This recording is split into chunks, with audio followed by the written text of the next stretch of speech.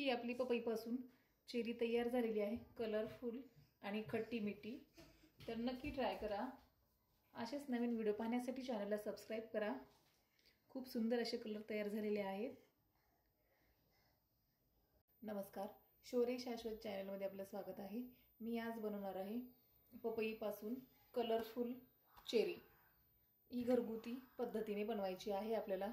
चला तर सगळ्यात पहिल्यांदा ही पपई आपण कट करून घेऊया। ही पपई आपल्याला अशी कट करून घ्यायची आहे। सगळ्यात अगोदर याचं वरचं असं साल्ट काढून घ्यायचं, हे ग्रीन कलरचं।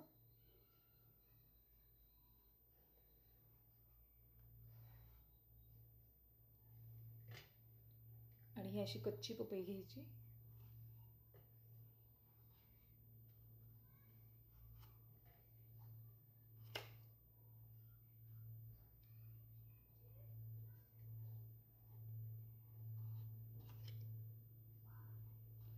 ही थोडंसं काढण्यासाठी हार्ड आहे, त्याच्यामुळे असे लागण्याची भीती असते। हळूवार पद्धतीने काढू शकता तुम्ही। असं काढून घ्यायचे। हे पपईचं आपण वरचं ग्रीन कलरचं साल्ट काढून घेतलेलं आहे। आता हे कट करून घेऊयात।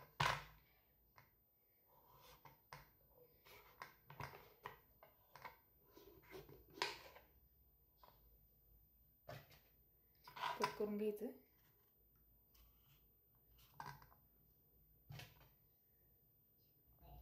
हे पपईच्या आतमधलं पण असं थोडंसं काढून घ्यायचं, हे पांढऱ्या कलरचं।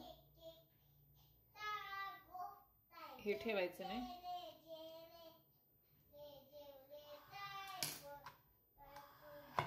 असे छोटेसे काप बनवायचे। यामधलं पण असं वरचा भाग काढून घ्यायचा, हा भाग काढून घ्यायचा। आणि याचे पण असे छोटेसे काप तयार करून घ्यायचे। हा कट करून झालेला आहे आपला पपई। खूप असे बारीक बारीक काप बनवलेले आहेत। आता काय करायचं ना, एक पातेले घ्यायचं आणि त्यामध्ये हे छोटे काप बनवलेले आपण उकडायला घेऊयात। हे पातेले घेतलेलं आहे आपण, त्यामध्ये पाणी 1 लिटर हे पाणी घातलेलं आहे। यामध्येच हे पपईचे काप घालायचे।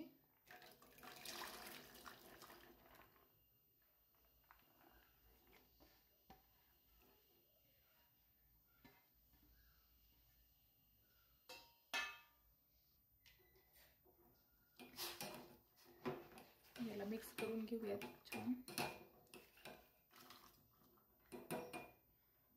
याला असं गरम पाण्यामध्ये अर्ध कच्चं असं करून घ्यायचं आपल्याला। यामध्येच आपल्याला हा अर्धा लिंबू घालायचा आहे।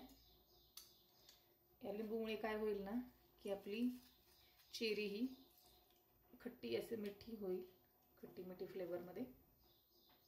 ही आपली पपई अशी अर्ध कच्ची शिजून झालेली आहे। आता ही काढून घ्यायची, पाहू शकता मी काढून घेते।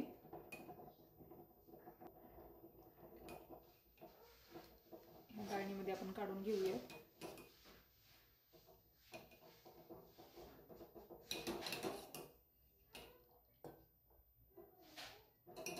खूप छान असं झालेलं आहे हे अर्ध कच्चं शिजून। याच पातेल्यामध्ये 1 वाटी पाणी घालायचं, ही अर्धी वाटी साखर। हे साखर आणि पाणी याला छान अशी उकळी आलेली आहे। यामध्ये हे आपले पपईचे छोटे काप घालून घ्यायचे। याला छान मिक्स करायचं आहे।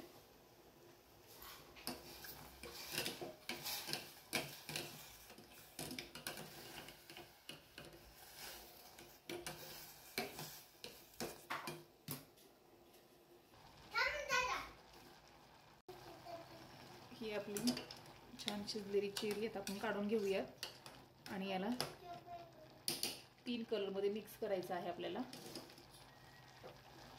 गॅस ऑफ करते मी। हे 3 प्लेटमध्ये काढून घेतलेलं आहे आणि माझ्याकडे 3 हे कलर आहेत। येलो, ऑरेंज, ग्रीन हे 3 प्लेटामध्ये मी 3 कलर मिक्स करणार आहे. हे 3 कलर आपण मिक्स करून घेतलेले आहेत.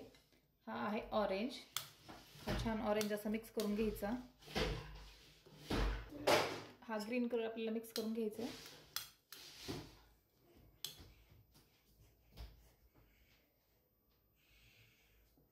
हे आपले तिन्ही कलर मिक्स झालेले आहेत आणि या चेरीला आपण 1 तास असंच ठेवून द्यायचं आहे या कलरमध्ये.